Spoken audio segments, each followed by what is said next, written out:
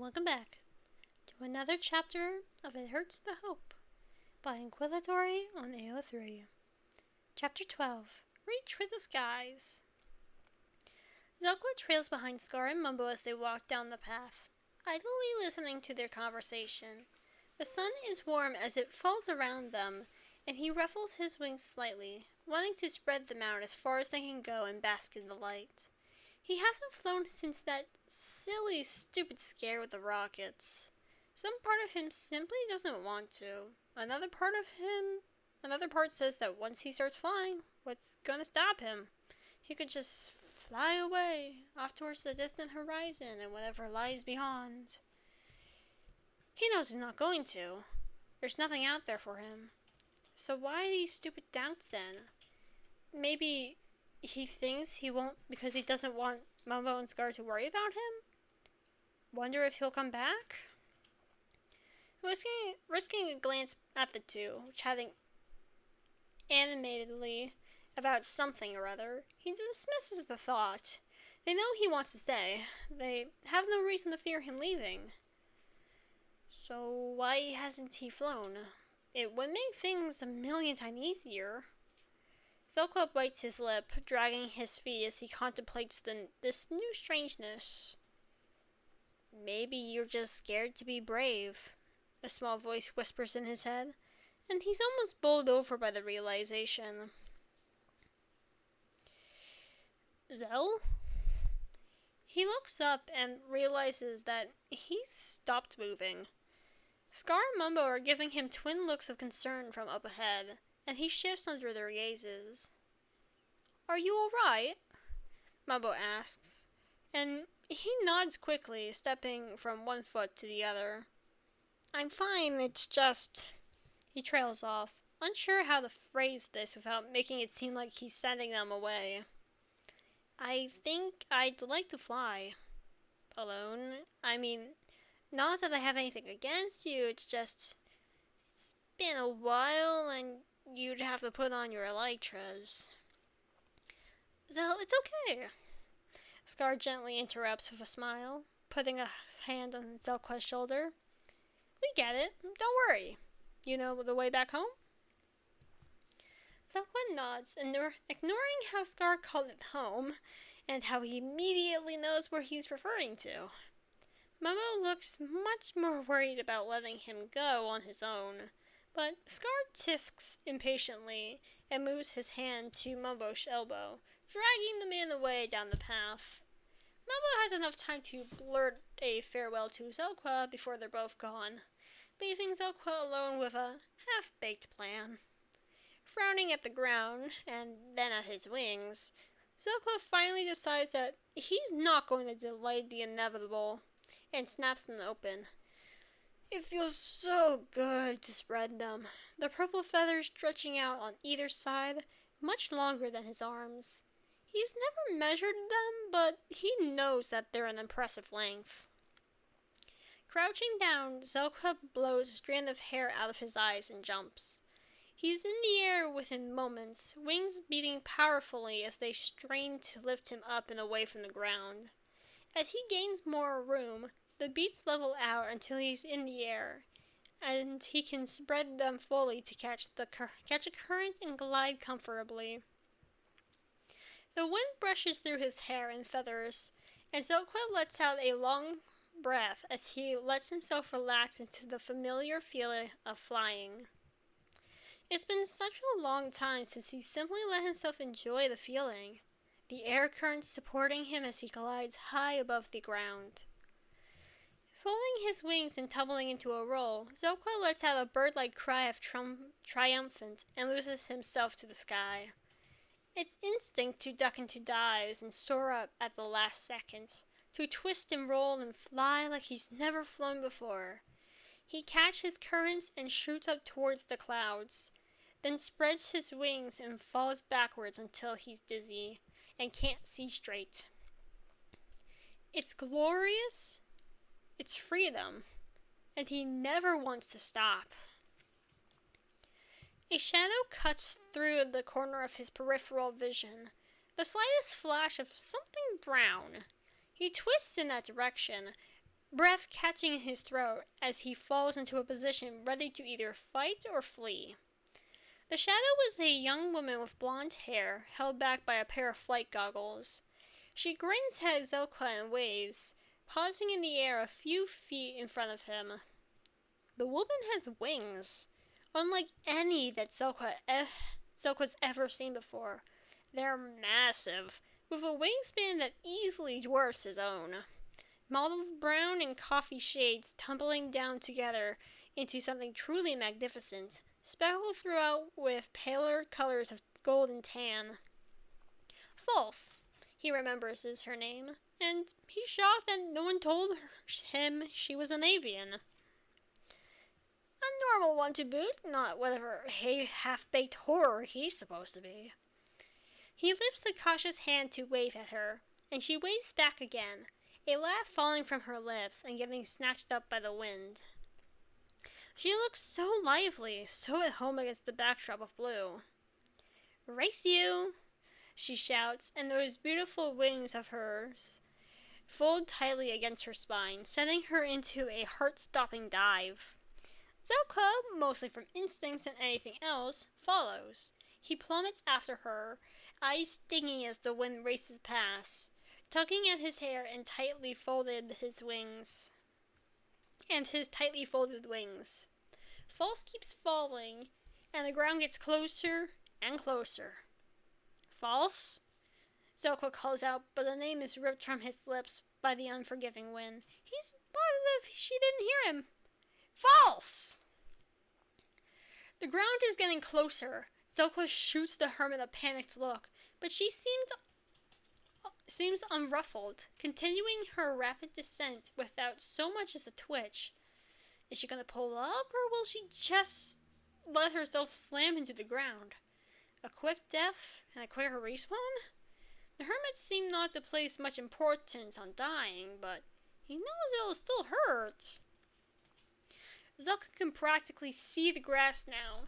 His heart stutters. His wings snap open almost of their own accord. He slams to a stop so quick it sends his head reeling, and he nearly cannons into the ground anyways.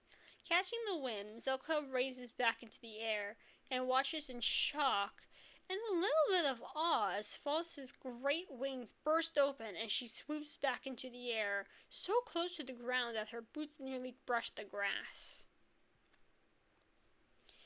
False catches a current and rockets into the sky again, letting out a piercing cry that rattles Zelka's brain. Without much thought behind it, Zelka opens his mouth and mirrors the call. Something giddy and daring bubbles up in his chest, and he performs a tight roll, swooping over False, so close that he can make out the color of her eyes. Bright blue like the sky. False yelps, twisting away to dodge, and for a moment he's scared he's done the wrong thing, but suddenly she grins, and before Zelka can even think to react, she's dive-bombing him at a speed he can barely track. Zelka dives out of the way, comes back up, and nearly misses False as she passes by him again. So close that the current from her wings ruffles his hair. And God's help him, Zelka smiles. It's not the small smiles that he's been giving Mumbo and Scar. The hesitant twitches that seem almost unnatural on his face. It's a full-blown grin that flashes his teeth and crinkles his eyes, something that feels both incredibly alien and so relieving. He doesn't remember the last time he smiled like this, and it was probably in the before when he was still a player. Zelka grins and dives for False, so lost in giddy elation that he misses her shocked expression. So they tumble through the air together, looping and diving and dodging. They chase each other across the sky, purple and brown wings beating in tandem as they dare each other to fly faster and fall further. No words exchanged but understood anyways, from the bird-like cries a challenge. And yet, he can't help but think that there's someone else he used to do this with. Maybe not at this speed or this daring, but someone he still soared through the sky with, playing games and basking in the sun. Someone with a bright laugh and a jagged smile, with wings that were more delicate than his.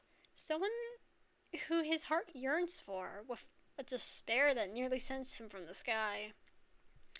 Suddenly, exhaustion drags at his bones, and he pauses midair, hovering as tiredness drags at his limbs and wings. How long have they been flying? It feels like ages. False seems to notice him lagging behind, because she points at a distant spot on the ground and aims there, gliding on a current instead of diving like they've been doing. Zola follows him despite his exhaustion. He's so happy. It feels wonderful to fly again just for the sake of flying. They land outside Mumbo's base, and False shoves her hands in her pockets and grins at him. Thanks for flying with me, she says, and Zelka nods back, folding his wings behind him, falling back into his usual neutral expression. Listen, if you ever need help breathing, or you just want to talk with another bird brain, shoot me a message. I'm usually around. Thank you, Zelka says, and his response is quieter than he would have liked, but False doesn't seem to mind because she gives him a jaunty salute, crouches down and springs into the air, swiftly becoming a small blob of dark as she disappears from view. Zelka lets out a long breath and realizes that his legs are trembling. He's gonna be so sore tomorrow. As soon as she's out of view, False lands on the ground and pulls out her communicator, doing her best to squash down the triumphant grin that's squirming its way onto his face. She just went flying with Zelka, and he smiled at her. It had been almost jarring to see the bright expression on his usually neutral face. He looked like he was made of stone at the meeting, no emotion whatsoever showing in his void dark eyes. But the smile he gave her while they were flying was overjoyed. It was bright and sunny and almost out of place, like he hadn't grinned like that in a long time and had nearly forgotten how. More than that, she could have sworn she heard him make a noise that might have been a laugh. Avian noises are hard to translate into actual words, but it had been a part trill, part laugh that False seems close enough. She's not even sure if Zelka noticed it, too caught up in their game to pay attention, but she noticed, and her grin grows brighter. Taking a breath to calm her jittery fingers, she opens up the group chat and types out a message. Group chat, the betting pool. False symmetry. Alright, suckers, pay up.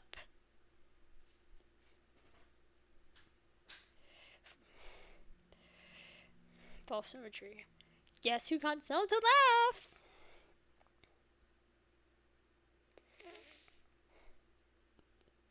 Xumavoid, delete one message. Xumavoid. Tango. Tango Tech. How? False symmetry. Went flying with him. B000100. Avian bonding moment. Good times Biscar. Dang it, I wanted those diamonds. Full symmetry. Ah, loser.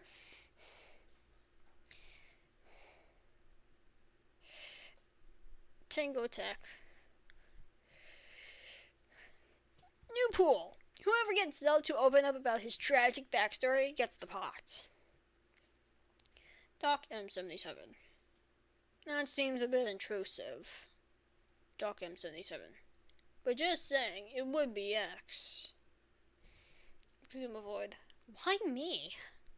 Doc M77. Call it a gut feeling. Impulse SV. Personally, I think it'd be Mumbo with Scar.